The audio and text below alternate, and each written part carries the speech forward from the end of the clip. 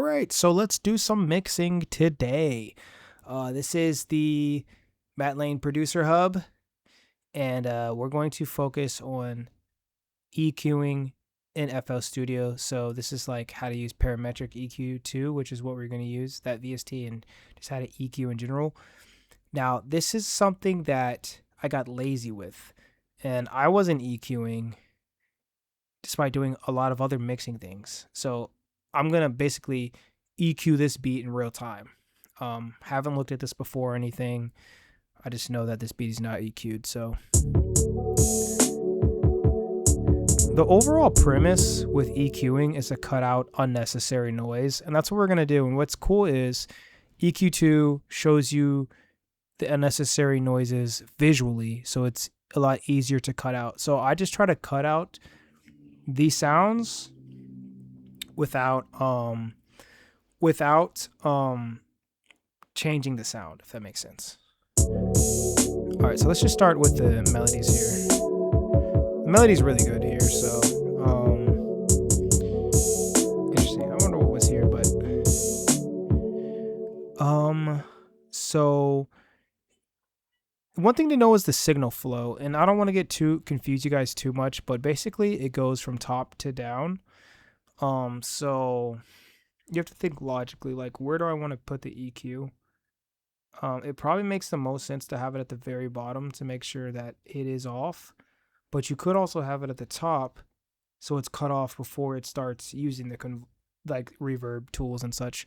So I'm going to use the top this time, because the more I think about it, the more I think that makes sense. Now, I may come back to this, look back at this video and cringe later and be like, why did I do that?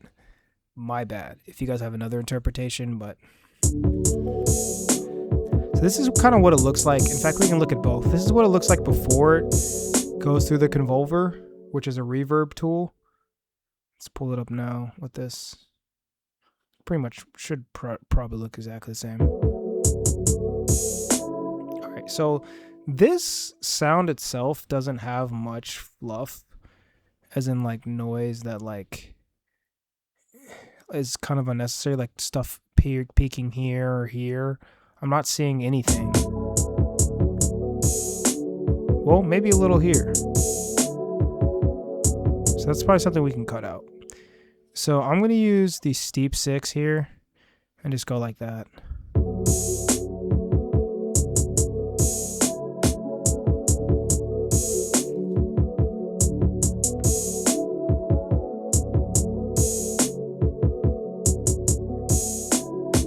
All right, so the melody's good. We don't want to mess it up too much, but that's EQ'd pretty well.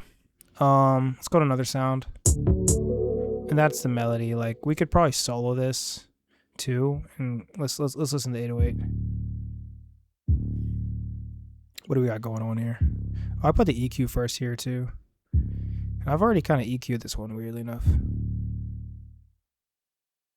Okay, is this even just the... I'm on the wrong sound. I was like, what the heck? That was kind of confusing. Okay, so I put the limiter before the EQ. So this one was already kind of EQ'd. Okay. So maybe I did EQ this a little bit. Let's go to the hat here. Whatever this is. This is a snare.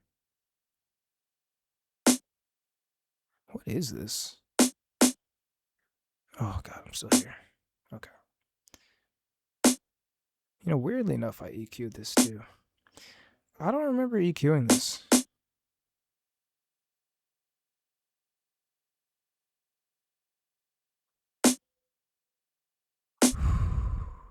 It says hat, but it's actually a snare. I can just tell by the sound. Okay. So this is EQ'd. All right. Maybe just the melody wasn't EQ'd. I don't know what that is. This might not be EQ'd at all. That one seems like it's EQ'd. Maybe I EQ'd this whole thing already. All right, let's get to something that might not be EQ'd.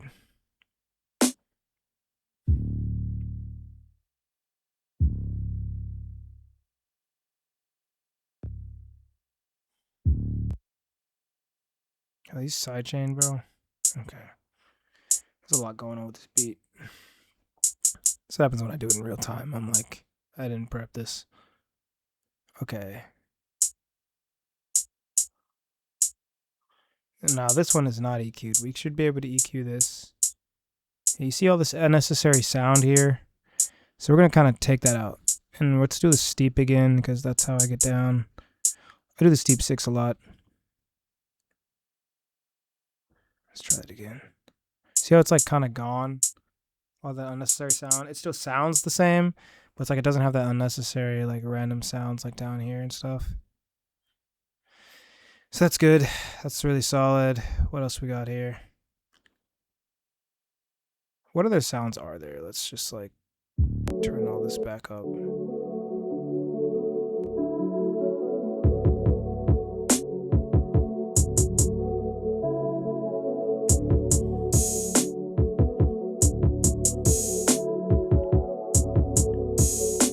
Okay, what is this? Let's just say open hi-hat.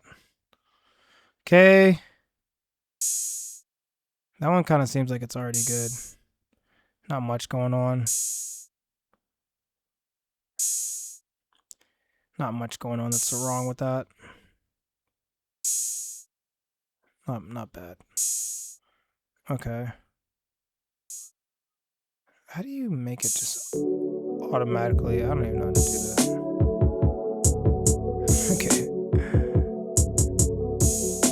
So hopefully you guys get the general concept of what's going on here. What's the kick looking like?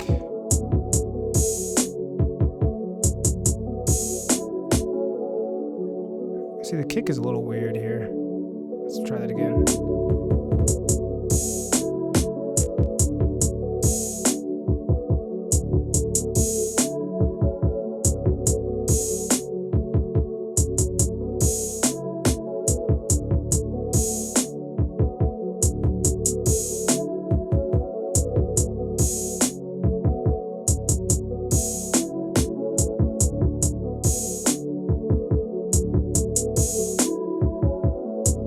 We're kind of cutting this off so we can leave more room for the high sounds. So even though it's like kind of altering the sound,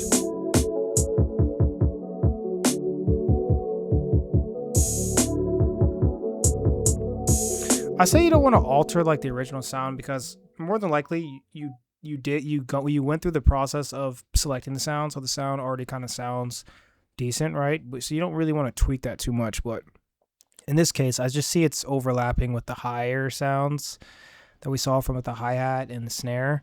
So I think that's solid. And overall, I recommend doing this on headphone or speakers as well. I'm doing this on headphones, primarily just so I can record this. It's hard to you get like the speaker feedback if I don't use headphones. That's really it. That's EQing, guys. Let me know if you guys have any questions.